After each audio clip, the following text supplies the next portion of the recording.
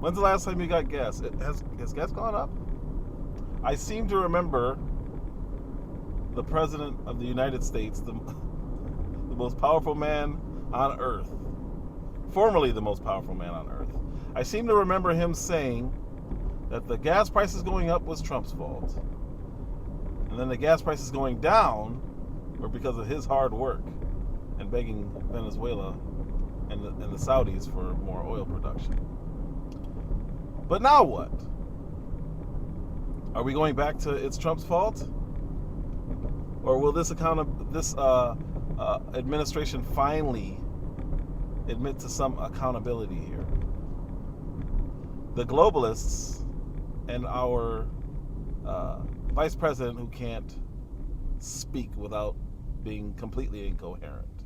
I think of this moment as a moment that is about great momentum, inspired by, yes, optimism, inspired by a crisis, no doubt, but inspired by also our collective ability to see what can be unburdened by what has been.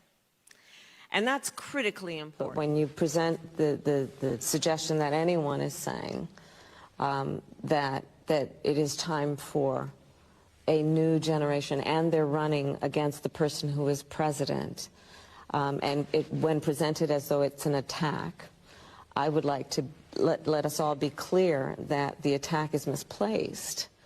If the point of it is that we need leadership that is strong, because we have a strong leader in Joe Biden.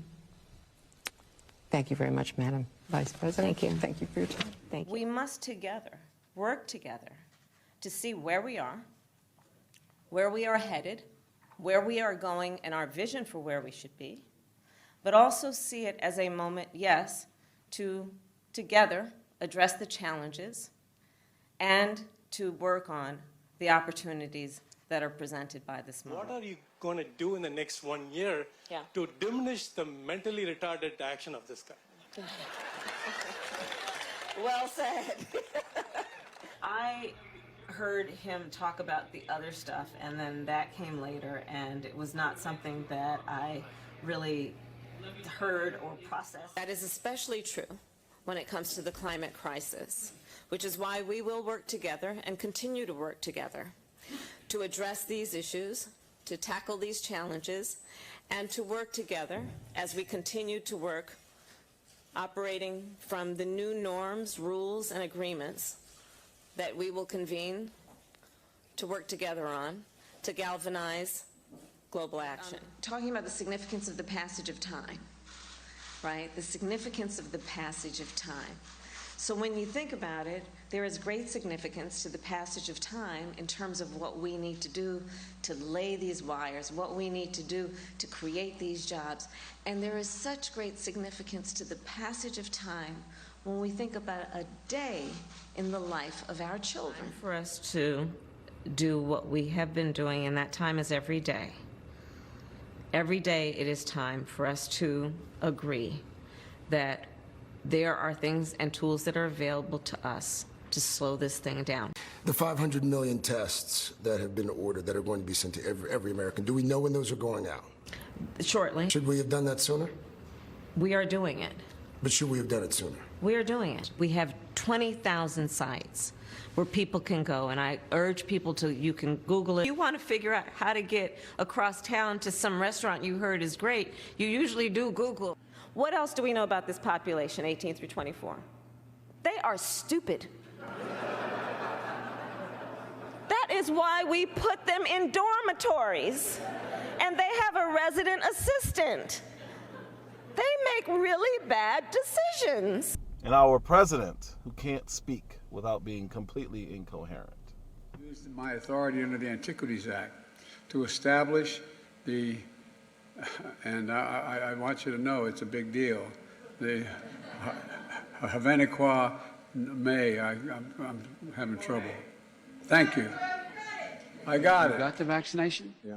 Are you okay? I mean, you seem, no, it works. Or you know, or the mom and dad, or the neighbor, or when you go to church, or when you're, no, I really mean it. There are trusted interlocutors. Think of the people if your kid wanted to find out whether or not there's a man on the moon or whatever, something, or, whether those aliens are here or not. The town of Rolling Stone will be back, and we'll be with you every step of the way.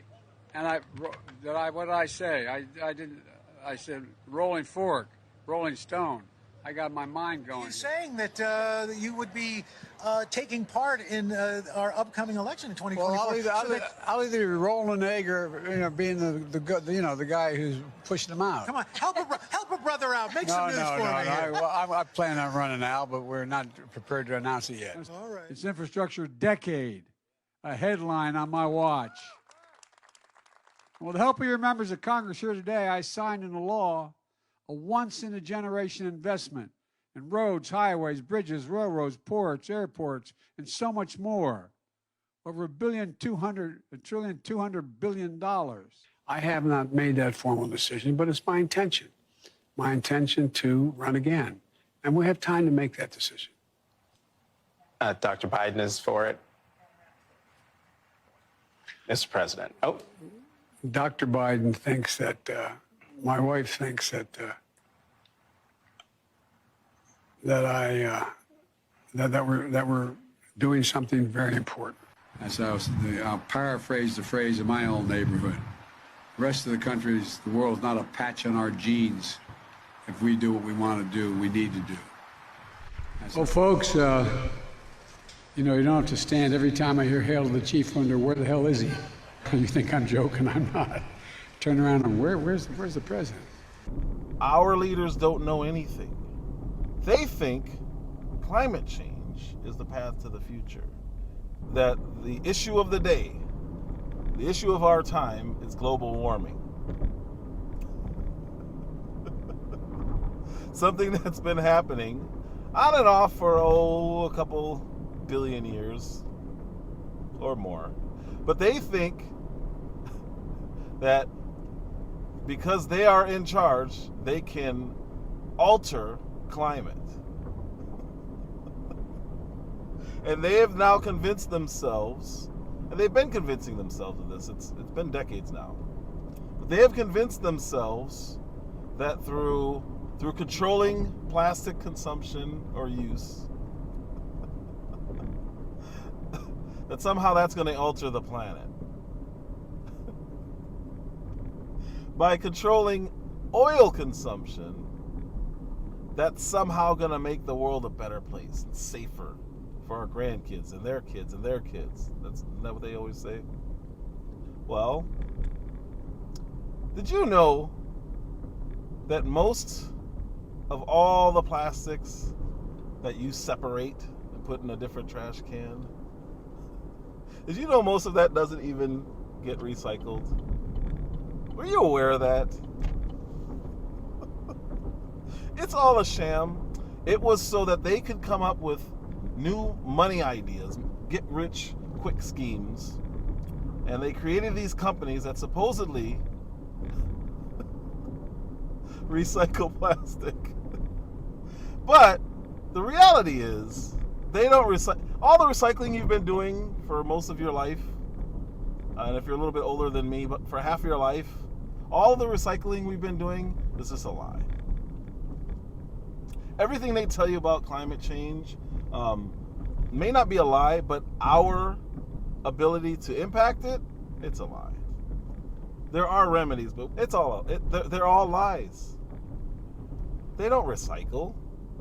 We literally have an industry that creates recycle bins and puts them out on the curb to go next to your trash so you can separate it, so they can pretend that they're taking that one other lump of trash somewhere else to be repurposed.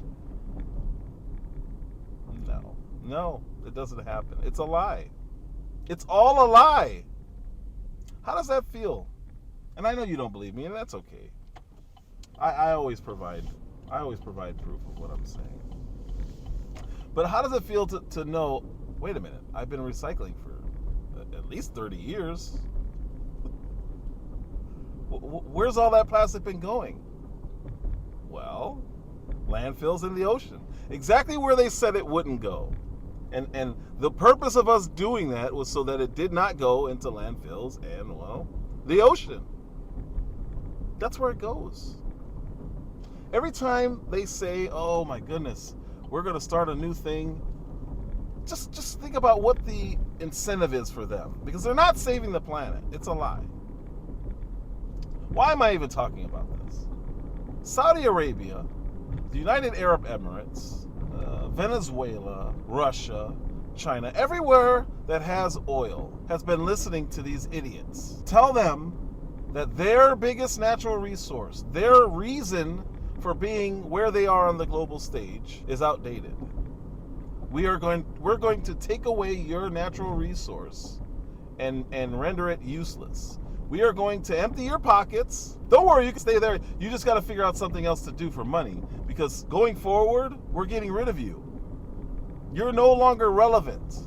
As a matter of fact, you're dangerous to the world. How do you think they're going to take that? When Biden tells them that they're short-sighted, how do you think they're going to take that? You're telling them that all of their money is coming from killing the earth, that they are a global threat. And you've been saying this for decades. So now, as we're getting closer to them completely trying to ban it. As a candidate, Biden promised to move the United States away from fossil fuels. Number one, no more subsidies for fossil fuel industry, no more drilling on federal lands, no more drilling, including offshore, no ability for the oil industry to continue to drill, period. Ends, number one. Number two, we're in a situation as well where we cannot, we are able to move rapidly to change the dynamic in terms of what we can do to set in motion. The fact that he says climate change, Paris Accord doesn't mean much. We could get everything exactly right. We're 15% of the problem. 85% of the problem is over there. We need someone who can deal internationally. We need someone who can bring the world together again. We need someone who can move in a direction that, in fact, if you violate the commitment you make, you will pay an economic price for it. This is their proposals. You want to ban it. You want to make all cars electric. You want to do these things, and you're making these moves to go away from what they live off of.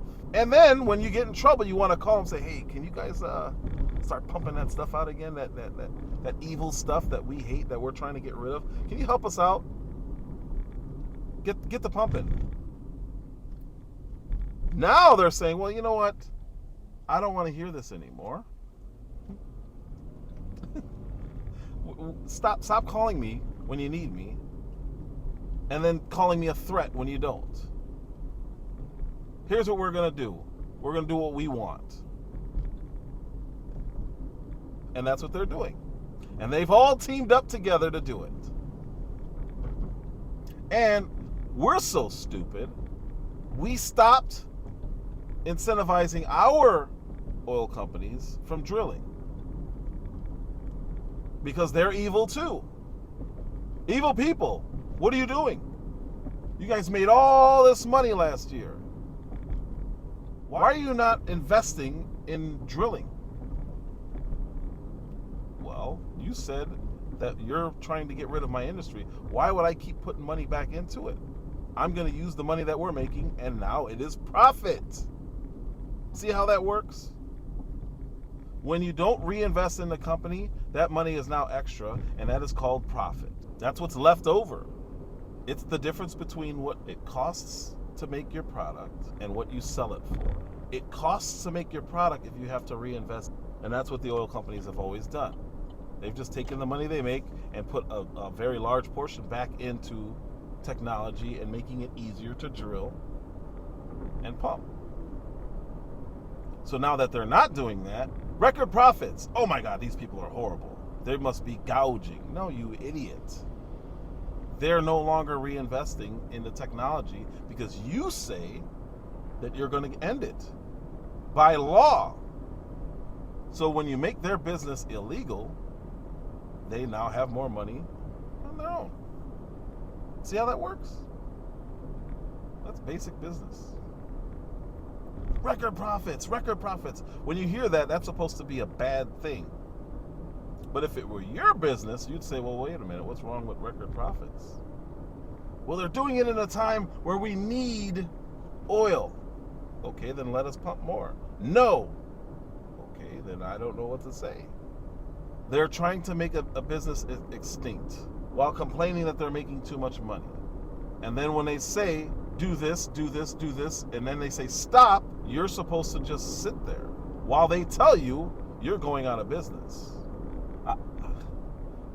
What's happening is we have complete morons as leaders who don't understand the implications of what they say, and then they really don't understand the repercussions of their actions, because they're not used to being accountable for anything. They don't know what that means. You do something wrong, it's not even a slap on the wrist. It's like, oh, okay, well, let's just move on. The American people are sick of hearing about this laptop. That's how they operate. The American people are sick of hearing about these documents. I cooperated. What more do you want from me? Well, we want you to stop going after somebody else who had documents. Yeah, but I don't like him. Prosecute on. It's absolutely incredible. And it's your fault. Because you fell for the recycling garbage. You sit there and you pick through your trash and put some over here and some over there. You believe that the richest natural resource is a bad thing.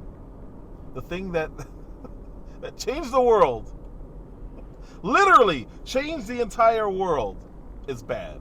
And you let them convince you of that.